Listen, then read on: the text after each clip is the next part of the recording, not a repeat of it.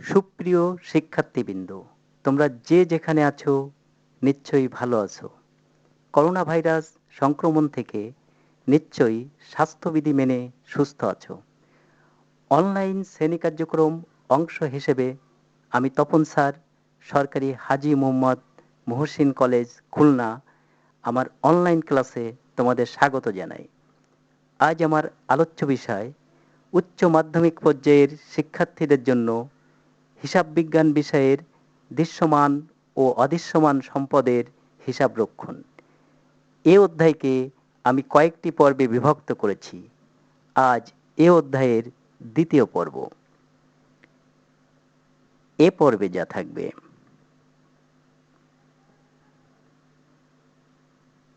Gap কর্তৃক স্বীকৃত অবচয় ধার্যের পদ্ধতির ব্যাখ্যা, অবচয় নির্ণয়, অবচয়ের তুলনামূলক বিশ্লেষণ, গ্রাফিক্যাল উপস্থাপন। আসা যাক গ্যাপ কর্তৃক স্বীকৃত অবচয় পদ্ধতিতে। গ্যাপ তিনটি পদ্ধতিকে স্বীকৃতি দিয়েছে: এক, সরলরৈখিক পদ্ধতি, স্ট্রেট লাইন মেথড; দুই, উৎপাদন একক পদ্ধতি, ইউনিট অফ অ্যাক্টিভিটি মেথড; তিন, ক্রমহ্রাসমান জের পদ্ধতি, ডিক্লাইনিং ব্যালেন্স মেথড। প্রথমে আসা যাক সরলরৈখিক পদ্ধতিতে। সরলরৈখিক পদ্ধতির কিছু বৈশিষ্ট্য দেখা যাক। এ পদ্ধতিতে একটি নির্দিষ্ট সম্পত্তির প্রত্যেক বছরের অবচয়ের পরিমাণ সমান হয়। সম্পত্তির মূল্য থেকে ভগ্নাবশেষ মূল্য বাদ দিয়ে অবচয়যোগ্য মূল্য নির্ণয় করতে হয়। এ পদ্ধতিতে সম্পদের আয়ুষ্কাল শেষে ভগ্নাবশেষ মূল্য ছাড়া অন্য কোনো উদ্বৃত্ত থাকে না। যেহেতু প্রত্যেক বছরের অবচয়ের পরিমাণ সমান, সেহেতু এ পদ্ধতিতে নির্ণয়কৃত অবচয় যদি গ্রাফে উপস্থাপন করা হয় এবং বিন্দুগুলোর মধ্যে সংযোগ স্থাপন করা হয়, তাহলে একটি সরল রেখা পাওয়া যায়। সেজন্য এটিকে সরলরৈখিক পদ্ধতি বলে। এ সম্পর্কে উদাহরণে আসা যাক। সরলরৈখিক পদ্ধতিতে অবচয় নির্ণয়ের মাধ্যম দুটি: এক, সূত্রের মাধ্যমে; দুই, অবচয়ের হার নির্ণয়ের মাধ্যমে। প্রথমে আসা যাক সূত্রের মাধ্যমে।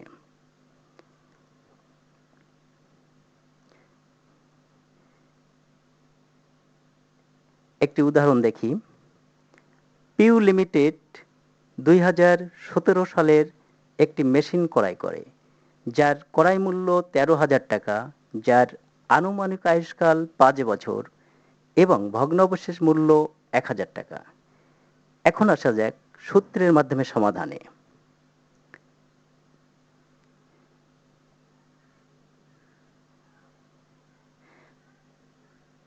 যন্ত্রটির ক্রয় মূল্য 13,000 টাকা,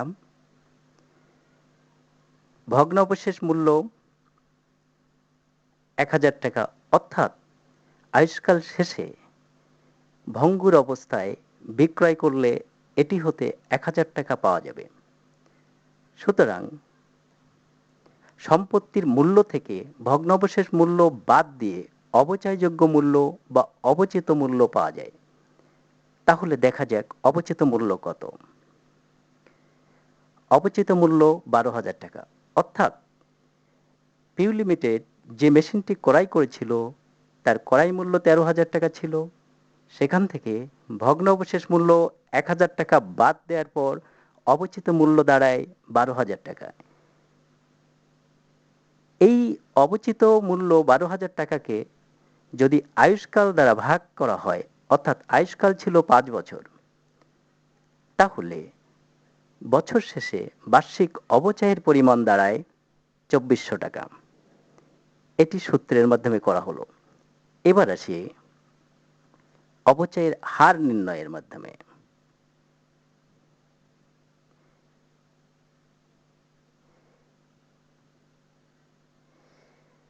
এ পদ্ধতিতে 100%কে আনুমানিক আয়ুষ্কাল দ্বারা ভাগ করে অবচয়ের হার নির্ণয় করা হয়।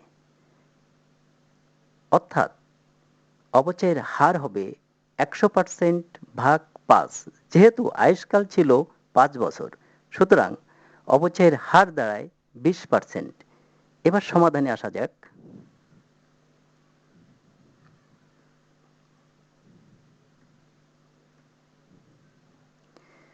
প্রথমে 2017 সালে আসি।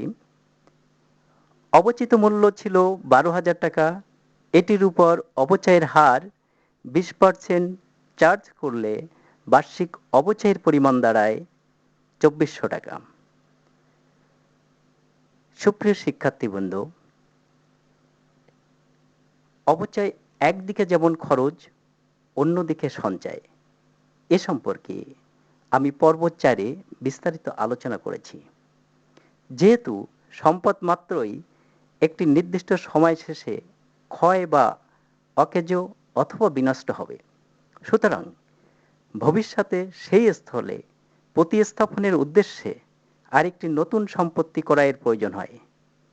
এ লক্ষ্যে প্রতি বছর একটি নির্দিষ্ট পরিমাণ অর্থ অবচয় সঞ্চিতি হিসেবে সংরক্ষণ করতে হয়, যা ওই সম্পত্তিটির আয়ুষ্কাল শেষে শূন্য বা ভগ্ন অবশেষ মূল্যে পরিণত হয়। সুতরাং 2017 সালে বার্ষিক অবচয় ছিল 2400 টাকা এবং এই সালে পুঞ্জীভূত অবচয়ের পরিমাণ হবে 2400 টাকা। বহিঃমূল্য অর্থাৎ সম্পত্তিটির ক্রয় মূল্য ছিল 13,000 টাকা। সেখান থেকে যদি বার্ষিক অবচয় বাদ দেওয়া যায়, তাহলে বহিঃমূল্য পাওয়া যাবে। অর্থাৎ এই বহিঃমূল্য আয়ুষ্কাল শেষে ভগ্নাবশেষ মূল্যে অথবা শূন্যে রূপান্তরিত হবে। সুতরাং বহিঃমূল্য দাঁড়ায় 10,600 টাকা। এবার আসা যাক 2018 সালে। অবচিত মূল্য 12,000 টাকা। অবচয়ের হার 20%।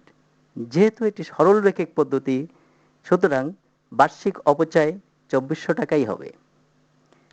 পুঞ্জীভূত অবচয় 2017 সালের 2400 টাকার অবচয়ের সহিত এবছরের বার্ষিক অবচয় 2400 টাকা যোগ করে পুঞ্জীভূত অবচয়ের পরিমাণ দাঁড়ায় 4,800 টাকা।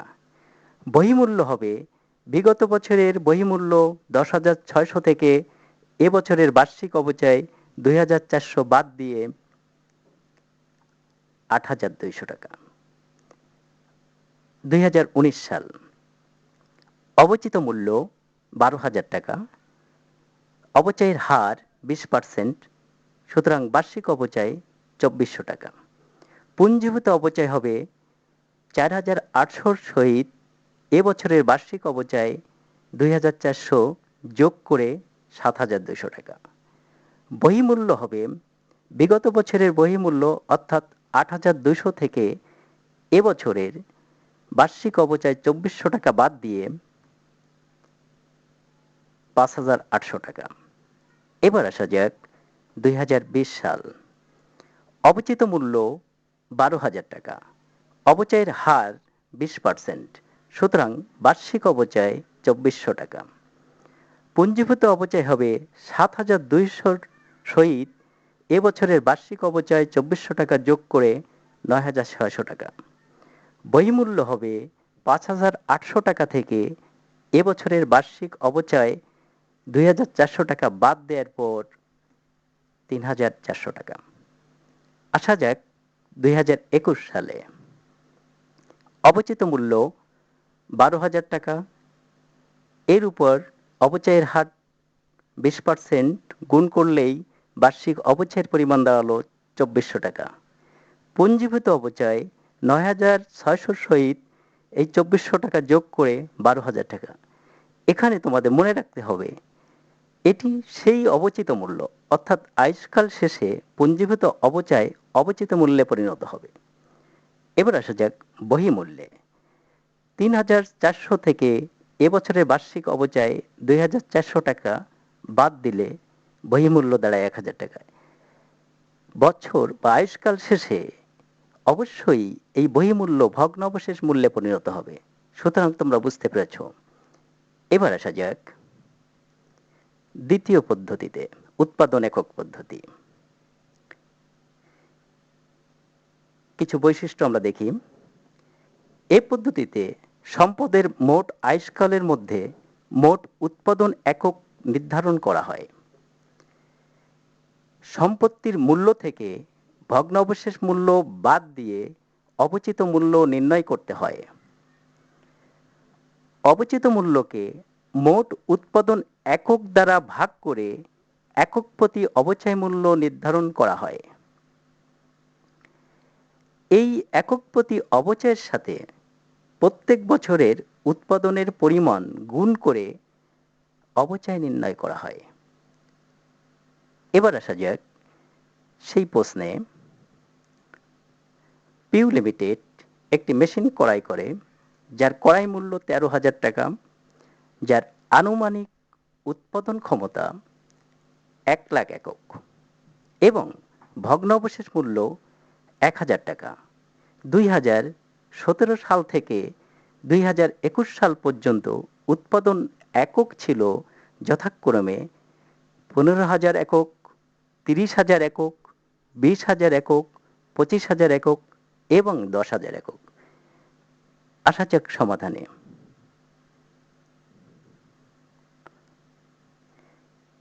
ক্রয় মূল্য 13,000 টাকা, এখান থেকে ভগ্নাবশেষ মূল্য 1,000 টাকা বাদ দেওয়ার পরে অবচিত মূল্য দাঁড়ায় 12,000 টাকা।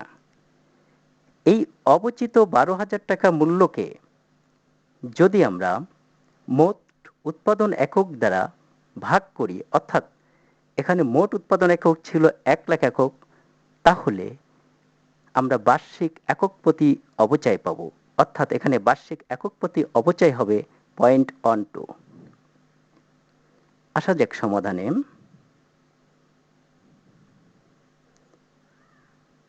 অবচয়ের একক প্রতি হার 0.12।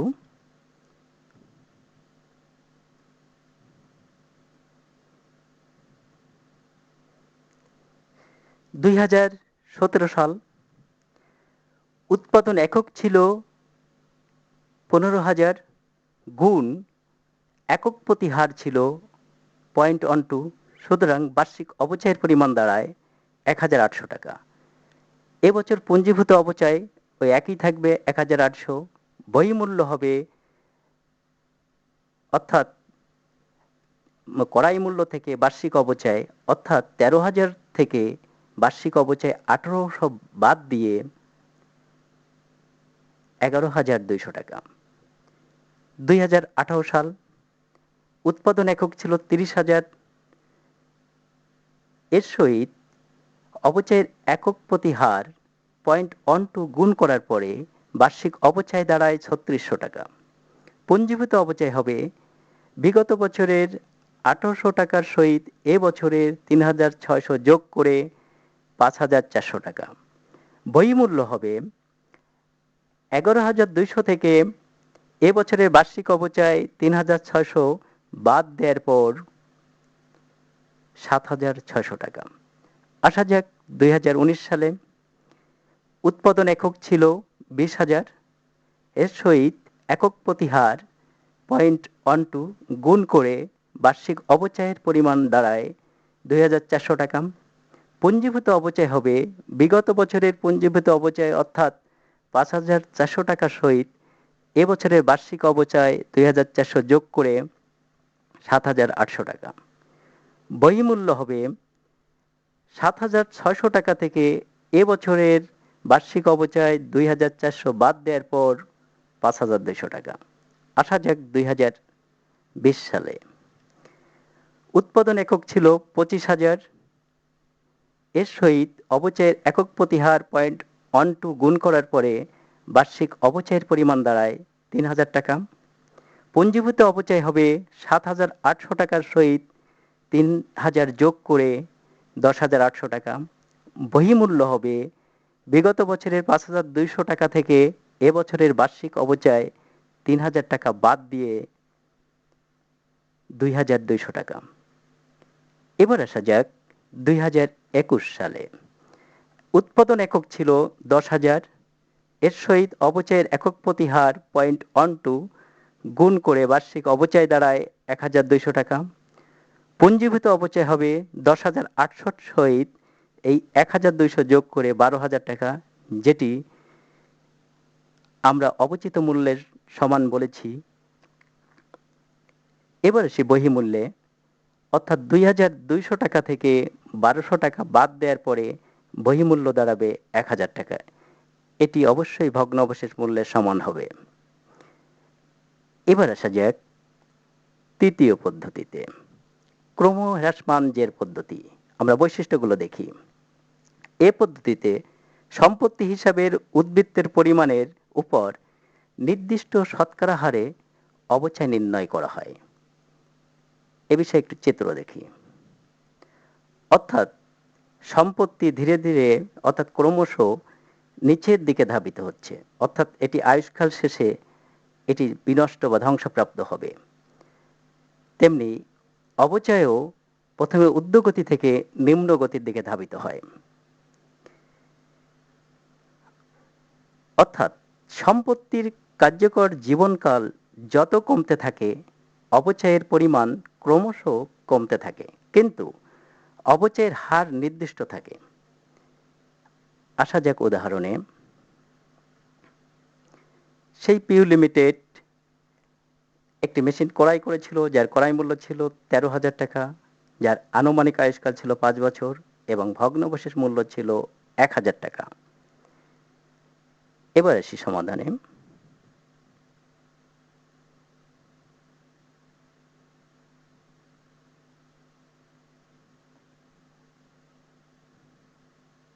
অবচয়ের হার হবে 100%কে 5 দ্বারা ভাগ করে, অর্থাৎ সরলরৈখিক পদ্ধতির যে 20% ছিল তার সহিত 2 দ্বারা গুণ করে 40%। যেহেতু এই পদ্ধতিতে অবচয়ের হার নির্দিষ্ট ছিল না, সুতরাং সরলরৈখিক পদ্ধতির অবচয়ের হারকে দ্বিগুণ করে হার নির্ণয় করতে হবে। এবার আসা যাক সমাধানে।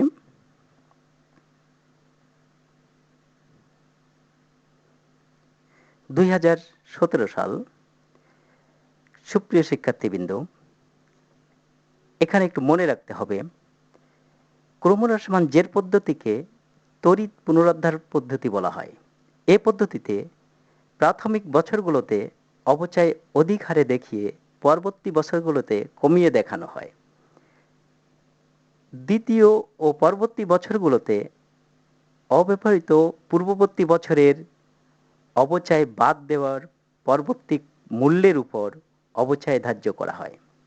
তাই পুস্তক মূল্য বা বহিঃমূল্য কখনো শূন্যে পরিণত হয় না।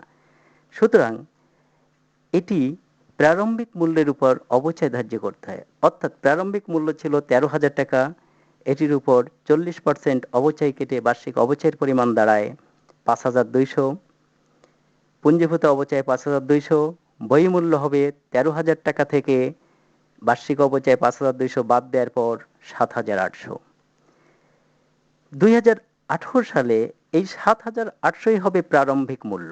এটির উপর 40% অবচয় ধার্য করলে বার্ষিক অবচয় দাঁড়াবে 3,120। পুঞ্জীভূত অবচয় হবে 5,200 সহিত 3,120 যোগ করে 8,320 টাকা। বহিঃমূল্য হবে 7,800 থেকে 3,120 টাকা অবচয় বাদ দেওয়ার পর 4,680 টাকা। শিক্ষার্থীবৃন্দ, অবচয়ের হার যেমন ক্রমশ কমতে থাকবে, তেমনি সম্পত্তির মূল্য ক্রমশ কমতে থাকবে। আসা যাক 2019 সালে। প্রারম্ভিক মূল্য 4,680 টাকা, অবচয় ধার্যের হার 40%, সুতরাং বার্ষিক অবচয় 1,872 টাকা। পুঞ্জীভূত অবচয় হবে 8,320 টাকার সহিত 1,872 টাকা যোগ করে 10,192 টাকা। বহিঃমূল্য হবে 4,680 থেকে 1,872 বাদ দেওয়ার পরে 2,808 টাকা। আসা যাক 2020 সালে।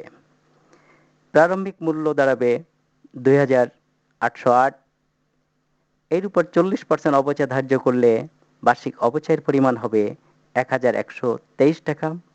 পুঞ্জীভূত অপচয় হবে 10,192 সহিত এ বছরের বার্ষিক অপচয় 1,123 টাকা যোগ করে 11,315 টাকা। বহিঃমূল্য হবে 2,808 টাকা থেকে এ বছরের বার্ষিক অপচয় 1,123 টাকা বাদ দেওয়ার পর 1,685 টাকা। আসা যাক 2021 সালে। প্রারম্ভিক মূল্য 1,685 টাকা। এটির উপর 40% যদি অপচয় ধার্য করা হয় তাহলে 674 টাকা হয়। কিন্তু যেহেতু পুঞ্জীভূত অপচয় 12,000 টাকায় পরিণত করতে হবে অর্থাৎ অবচিত মূল্যে, এবং বহিঃমূল্য 1,000 টাকা অর্থাৎ ভগ্নাবশেষ মূল্যে রূপান্তর করতে হবে, সুতরাং এক্ষেত্রে যদি আমরা 1,685 থেকে 674 টাকা বাদ দিই সেক্ষেত্রে 1,011 টাকা বহিঃমূল্য দাঁড়ায়, কিন্তু আমাদের বহিঃমূল্য হবে 1,000 টাকা। এ লক্ষ্যে এই পদ্ধতিতে এই সমতাকরণের জন্য এখানে মিলকরণ পদ্ধতির হিসাবে এখানে 685 টাকাকে দেখানো হয়েছে, কারণ পুঞ্জীভূত অপচয় তখন 12,000 টাকা হবে, অর্থাৎ 11,315 টাকা সহিত 685 টাকা যোগ করলে 12,000, এবং 1,685 থেকে যদি 685 বাদ দেওয়া হয় তাহলে বহিঃমূল্য দাঁড়াবে 1,000 টাকা। নিশ্চয়ই তোমরা এই পদ্ধতি তিনটি বুঝতে পেরেছ। এবার আসি তিনটি পদ্ধতির তুলনামূলক বার্ষিক অপচয়ের বিশ্লেষণে।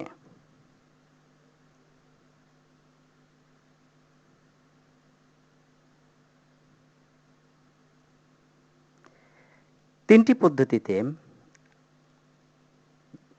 যদি বার্ষিক অপচয় দেখা যায়, অর্থাৎ সরলরৈখিক পদ্ধতিতে প্রতি বছর অপচয়ের পরিমাণ ছিল 2,400 টাকা, অর্থাৎ এভাবে 17 থেকে 21 পর্যন্ত সমান ছিল, সর্বশেষ অবচিত মূল্য 12,000 টাকা পরিণত হয়। উৎপাদন একক পদ্ধতিতে অসমান ছিল, অর্থাৎ প্রথম বছর ছিল 1,800, দ্বিতীয় বছর 3,600, তৃতীয় বছর 2,400, চতুর্থ বছর 3,000, পঞ্চম বছর 1,200। ক্রমহ্রাসমান জের পদ্ধতি যদি আমরা দেখি তাহলে ঊর্ধ্বগতি থেকে নিম্নগতিতে, অর্থাৎ 5,200 ছিল প্রথম বছর, দ্বিতীয় বছর ছিল 3,120, তৃতীয় বছর 1,872 টাকা, চতুর্থ বছর 1,123 টাকা, পঞ্চম বছরে 685 টাকা, এভাবে 12,000 টাকা। এই তথ্য নিয়ে আমরা গ্রাফিক্যাল প্রেজেন্টেশন দেখব।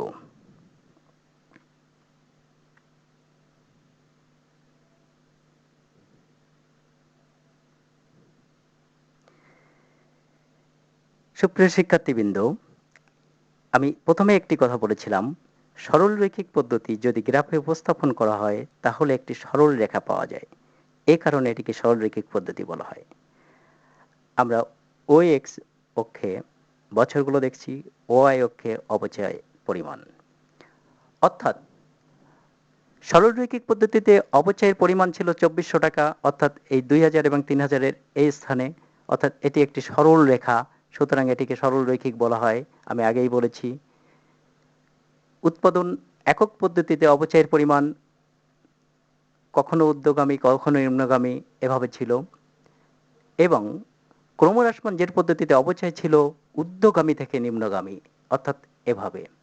সুতরাং তোমরা গ্রাফটি বুঝতে পেরেছ, অর্থাৎ এইরকমই ছিল সরলরৈখিক পদ্ধতি, উৎপাদন একক পদ্ধতি, ক্রমহ্রাসমান জের পদ্ধতি, যেটি ঊর্ধ্ব থেকে নিম্নের দিকে ধাবিত হবে। এবার আসা যাক ব্যবহারিক দিক।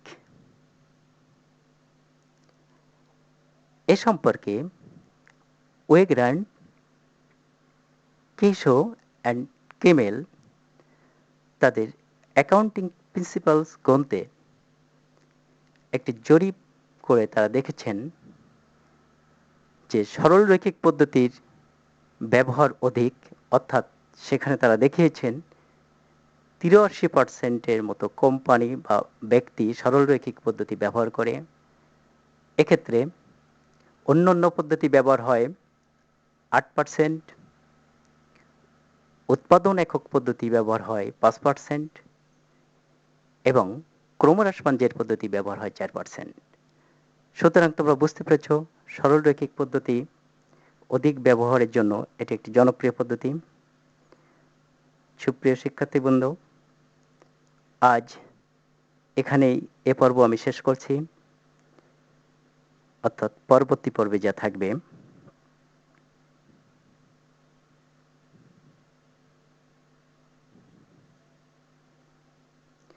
অবচয় ধার্যের পদ্ধতির ব্যাখ্যা, সম্পত্তি হিসাব, অবচয় হিসাব এবং পুঞ্জীভূত অবচয় হিসাবের পদ্ধতির মূল্যায়ন। সুপ্রিয় শিক্ষার্থীবৃন্দ, খুব বেশি প্রয়োজন না হলে বাইরে যাবে না, কারণ করোনা সংক্রমণ থেকে নিজেকে সুরক্ষিত রাখতে হবে। যদি বাইরে যেতে হয় অবশ্যই মাস্ক পরিধান করবে। সবাই স্বাস্থ্যবিধি মেনে চলবে এই প্রত্যয়ে সুন্দর ও সোনালী দিনের প্রত্যাশায় সবাইকে ধন্যবাদ জানিয়ে আজ এখানেই বিদায় নিচ্ছি।